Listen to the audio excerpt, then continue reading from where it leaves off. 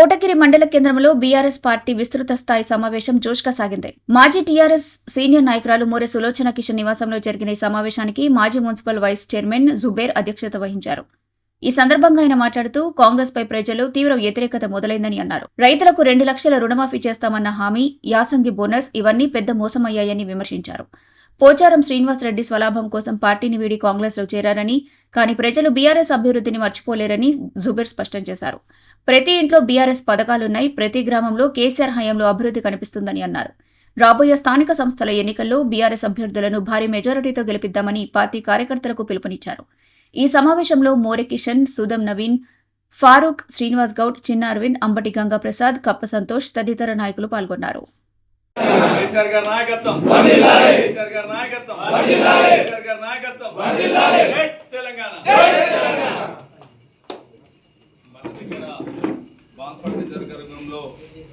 BRS party నుంచి ఒక speaker అనే స్థానం ఉండే ఇక్కడ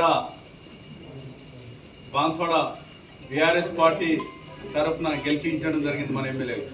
ఇప్పుడు అతను లేడు.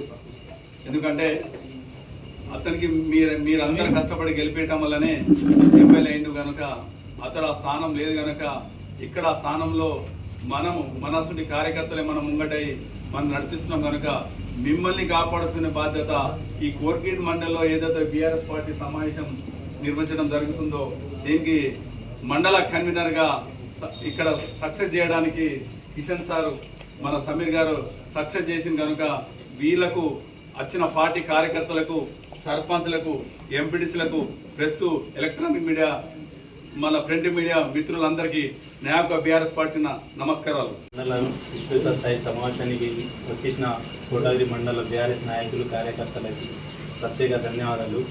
కోటగిరి మండలానికి చెందిన మన ప్రతి గ్రామానికి కార్యకర్తలు ప్రతి ఒక్కరు ముందుకు వచ్చి అందరి స్థానిక సంస్థ ఎన్నికలు రాబోతున్నాయి, దానికి మనం అందరం కట్టుబడి ఉండాలని కోరుచున్నాము.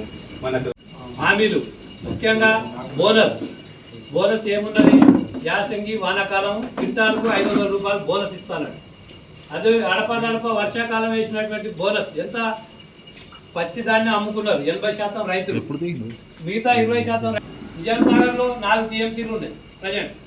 ఇప్పుడు ఆ కాళేశ్వరం కూలిపోయింది, అది ఇది చెప్తుండు. ఇప్పుడు మనం ఇల్లు కట్టుకుంటాం, ఇల్లుకి ఏదైనా బీటలు పారితే మనం రిపేర్ చేసుకోమా?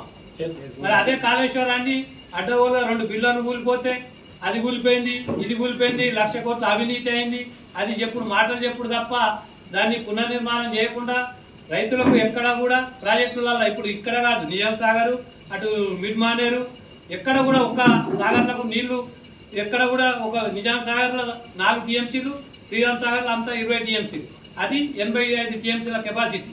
ఏ ప్రాజెక్టు కూడా నింపకుండా ఇప్పుడు రైతుల పరిస్థితి అగమ్మ గోచరంగా తయారైంది. ఇలాగే రేపు యాసింగ్ కూడా బాగా ఇబ్బంది అవుతుంది ప్రజలకు. ఇట్లాంటి ప్రాజెక్టులకు వాటర్ నింపి రైతులను ఆదుకోవాలని నేను విజ్ఞప్తి చేస్తున్నా. జై తెలంగాణ, జై కేసీఆర్. మరిన్ని అప్డేట్స్ కోసం మా ఛానల్ని సబ్స్క్రైబ్ చేయండి.